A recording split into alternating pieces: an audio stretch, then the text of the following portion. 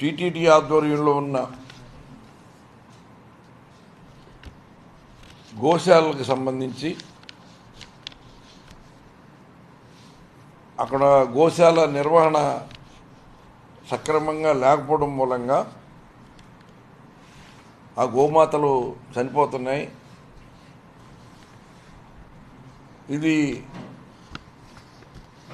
అక్కడున్న యాజమాన్యం యొక్క ఆలనా పాలన శ్రద్ధ లేకపోవడం వల్ల గోవులు మరణిస్తున్న విషయాన్ని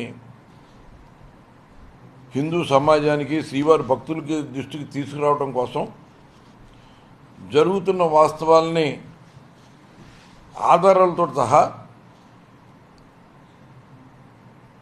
మా వైఎస్ఆర్ కాంగ్రెస్ పార్టీ నాయకుడైనటువంటి మాజీ టీటీడీ చైర్మన్ గారు బోమన్ కరుణాకర్ రెడ్డి గారి వివరాలన్నీ కూడా వెల్లడించడం జరిగింది. సాధారణంగా టీటీడీతో సంబంధం ఉన్న వ్యక్తి ఎంతో పవిత్రంగా నిర్వహించవలసిన కార్యక్రమం ఆ గోశాలలో గోవులకి సక్రమైన వసతులు కల్పించి అన్ని రకాలుగా కూడా పోషించవలసిన విషయాన్ని ఒక వ్యక్తి ప్రస్తావిస్తే దాన్ని ఏదో ఒక రాజకీయ కోణంతో ఇంకో రకంగా చూడకూడదు. దానికి సంబంధించి బాధ్యతాయుతమైన టీటీడీ ఏం చేయాలి, దాంట్లో ఉన్న వాస్తవాలు ఎంతవరకు ఉన్నాయి, దాన్ని ఎలాగా మనం సరిదిద్దుకుని ముందుకెళ్ళాలని ఆలోచించకుండా ఆ వాస్తవాలను అంగీకరించలేక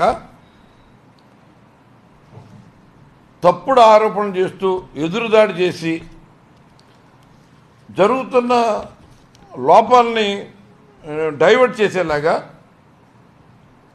ఆ గోవుల యొక్క సంరక్షణని పక్కదోవ పట్టించి డైవర్షన్ పాలిటిక్స్కి అలవాటు పడిపోయి ఇవాళ శ్రీవారి ఆలయ పవిత్రతను కానీ టీటీడీ ప్రతిష్టను కానీ దెబ్బతీసే ప్రయత్నం చేస్తూ ఉన్నారు. ఎందుకంటే దీని మీద మాట్లాడిన వెంటనే ప్రభుత్వం అక్కడున్న ఈవో ఐఏఎస్ అధికారి అతను ఒక తెలుగుదేశం కార్యకర్తలాగా వాడుకుంటూ అతను ఒక టీటీడీ పార్టీకి ఏజెంట్గా ఉన్నట్టుగా అతను ఈవో శ్యామలరావు గారు మాట్లాడడం కూడా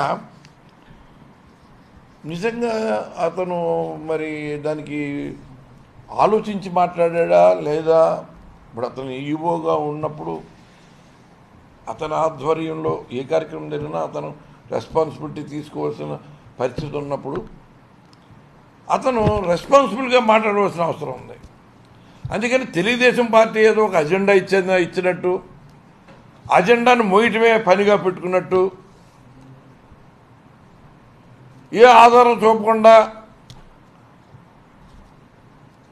ఏ ఆధారం కూడా బయట పెట్టకుండా ఏదో కరుణాకర్ రెడ్డి గారిని లేకపోతే మన వైఎస్ఆర్ కాంగ్రెస్ పార్టీని ప్రతిష్టని దెబ్బతీసేలాగా మాట్లాడటం అన్నది మరి వైఎస్ఆర్ కాంగ్రెస్ పార్టీకి చెందిన వ్యక్తిత్వ హననం చేసే ప్రయత్నం కానీ లేకపోతే హిందూ సమాజానికి వ్యతిరేకులుగా ఉన్నట్టుగా ఏదో ఒక ముద్ర వేసేయడానికి మరి ఈవో ప్రయత్నించడం అంటే ఇది చాలా సిగ్గుపడవలసిన విషయం. ఎందుకంటే ఈయన ఈవోగా ఉన్నప్పుడే టీటీడీ వెంకటేశ్వర స్వామి వారి దేవాలయానికి సంబంధించి తిరుమలలో టీటీడీకి సంబంధించి అనేక అపచారాలు జరిగినట్టుగా కూడా వాళ్ళు ప్రచారం కూడా చేశారు. ఆ ప్రచారాన్ని వైఎస్ఆర్ కాంగ్రెస్ మీదకు రుద్దడానికి కూడా ప్రయత్నం చేశారు. బట్ దీంట్లో భాగంగా ఈ ముద్ర వేసే వైఎస్ఆర్ మీద ఒక బురద చల్లే కార్యక్రమంలో భాగంగా అక్కడ శ్రీవారి ఆలయ పవిత్రత కానీ ప్రసాదాల పవిత్రతని అక్కడున్న సాంప్రదాయాలని దెబ్బతీసే ప్రయత్నం కూడా చేయడం జరిగింది. టీటీడీ గోశాలలో ఆవులు చనిపోయిన విషయాన్ని అటువంటి భయంకరమైన వాస్తవాలన్నీ కూడా బయట పెడితే దాన్ని దాచిపెట్టే ప్రయత్నం చేసి కరుణాకర్ రెడ్డి గారితో సాక్ష్యాలతో సహా బయట పెట్టంగానే అది ఫేక్ సమాచారం ఉండు, అది దానికి అసలు సంబంధమే లేదని ఆ టీటీడీఓ ప్రకటన చేయటం కానీ, లేకపోతే ఏదో రెడ్ బుక్ పరిపాలన కొనసాగిస్తున్నామని మరి ముఖ్యమంత్రి గారు తనయుడు లోకేష్, ఆయన ఐటీ మినిస్టరు, ఇది ఫేక్ న్యూస్ అంటూ ఆయన ట్విట్టర్లో పోస్ట్ కూడా చేసేసాడు. అలాగే దీనికి సంబంధించి తెలుగుదేశం నీళ్ళలో కూటమిలో ఉన్న బీజేపీకి సంబంధించిన ఒక ట్రస్ట్ బోర్డు సభ్యుడు